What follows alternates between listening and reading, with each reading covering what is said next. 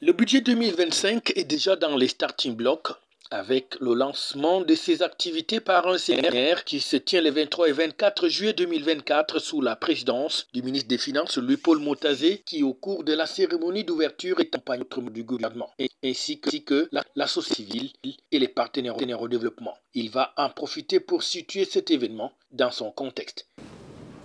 Il convient de relever que cette rencontre, qui prend progressivement place dans le calendrier budgétaire de l'État, reste pertinente à plus d'un titre.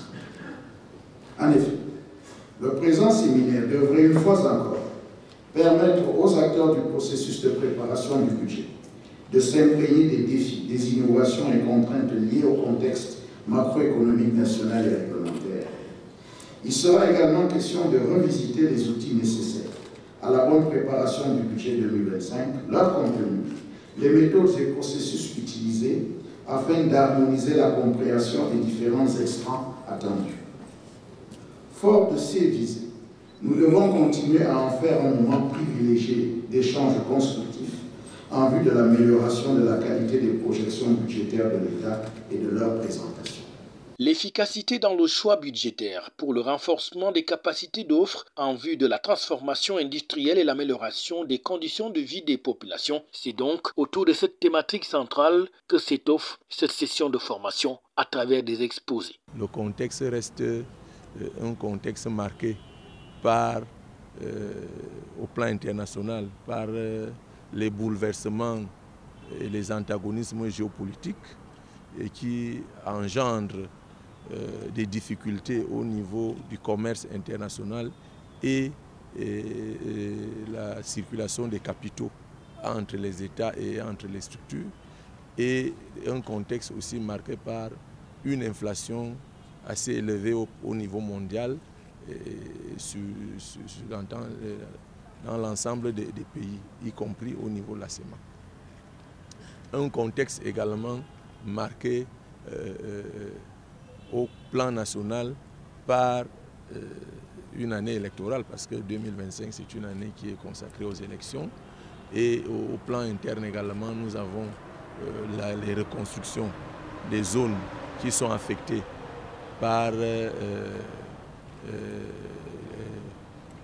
les crises sécuritaires, notamment le nord-ouest, le sud-ouest et l'extrême nord.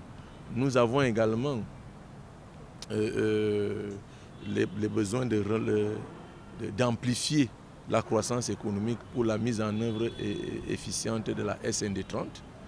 Nous avons aussi au plan social la couverture santé universelle.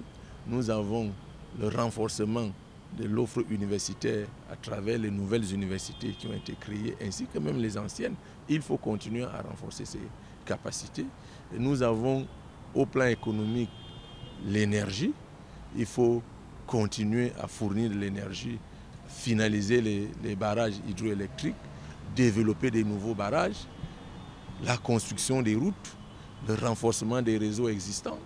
Donc tout cela appelle au niveau de l'ensemble de l'État à s'organiser. Pour cela, donc, le séminaire se tient pour que nous fassions déjà le point.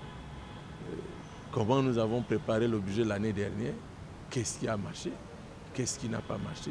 Cette session de formation s'adresse donc à toutes les administrations et entités publiques et parapubliques pour plus d'efficience dans la préparation d'un budget qui se veut réaliste et qui doit permettre à aider à mieux relever les défis pour un développement harmonieux du Cameroun. FH News, votre télévision.